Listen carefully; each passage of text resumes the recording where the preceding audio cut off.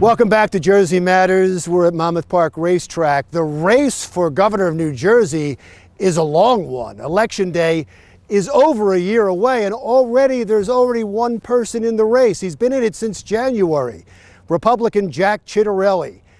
I asked him how it's going so far. Jack, good to see you. Thank you so much for doing this. I appreciate it. Larry, it's always great to be with you. Thank you.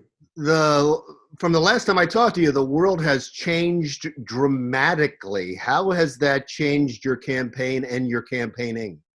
Well, certainly we had to accelerate the whole social media, internet, email aspect of our campaign. And I'm very, very pleased looking back over the past 4 to 5 months with our ability to stay visible, vocal, and I believe relevant.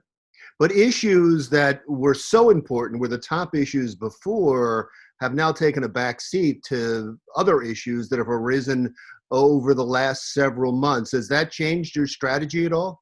Well, not in the sense that, like New Jersey was the last state in the union to fully recover from the Great Recession, we're in a much poorer position to recover from this economic crisis brought about by the pandemic because our governor in his first 2.5 years never really addressed the property tax crisis and the business climate crisis and the pension crisis. So we're going to be in a much poorer position once again to recover fully from the economic crisis brought on by the pandemic.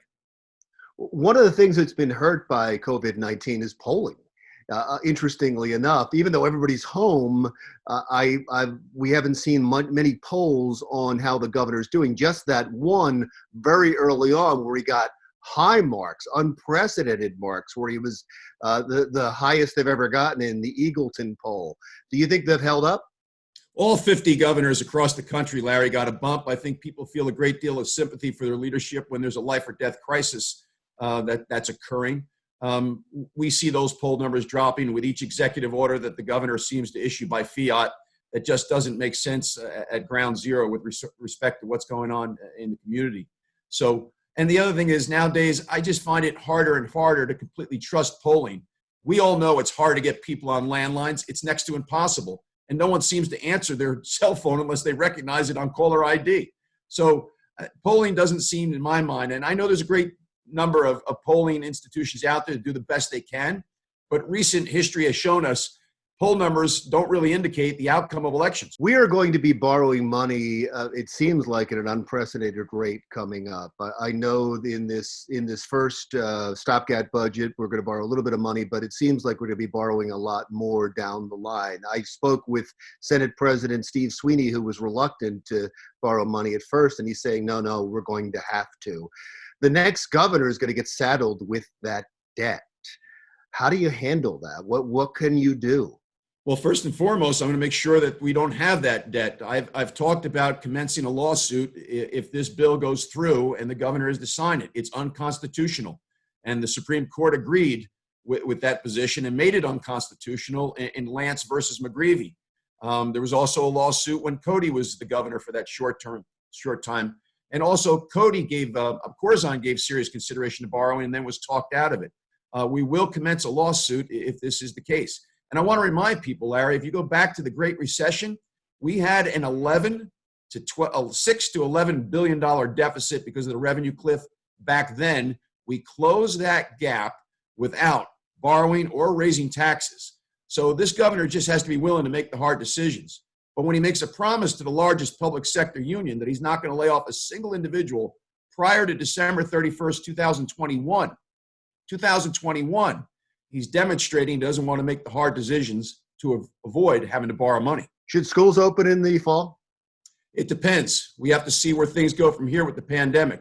But we ought to try hardest we can to find ways to get the economy open again and schools open again. If schools don't open, people can't go back to work.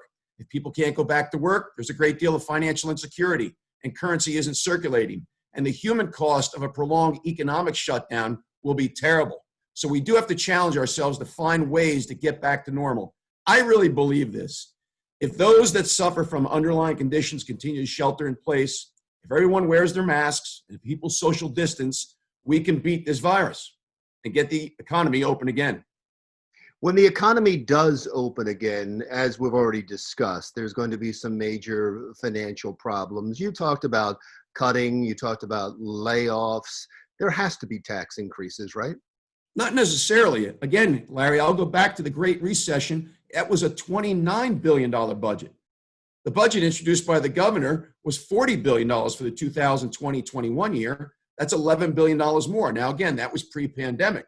But my point is this: if we can close a $6 to $11 billion gap on a $29 billion budget, we can certainly close this $5 to $14 billion gap on a $40 billion budget. I believe that we can. So will you run on a promise that there will be no tax increases under your administration? I will run on the promise that we will make New Jersey more affordable, and my administration will be marked by being a pro-business, pro-economic growth agenda. We need to change the business climate in New Jersey, and we need to address the property tax crisis in New Jersey. If you fix those two crises, a whole lot of other crises take care of themselves. So you are laying open the possibility, because of the financial hole we're in, that there may have to be a tax increase. I'm going to do everything I possibly can to see if there's no tax increases, Larry. We did it back in the Great Recession. I believe we can do it again. Primary day today. I guess we're going to get a dry run on what it might be like coming up in the general election and your election coming up next year, although let's just hope there's a vaccine by then. Mail-in ballots, are you concerned about them? Well, I am concerned because it does increase the potential for human error, and we're seeing that already. In Somerset County, 700 Republicans got Democratic primary ballots. When you're talking about this much paperwork, this much mail, this much return mail, this much counting, the potential for human error increases. So am I concerned? Yes, I am. All right, Jack, it's always a pleasure to talk to you. I'm sure I'll be talking to you several times more over the next year or so. I'm glad you're doing well, and I'm glad you're still campaigning. Still campaigning, Larry. Thank you very, very much. Thank you. Republican candidate for governor, Jack Ciattarelli. Still to come on Jersey Matters, some of the top horse races in the country will be in New Jersey next week. We'll tell you who they are when Jersey Matters comes right back.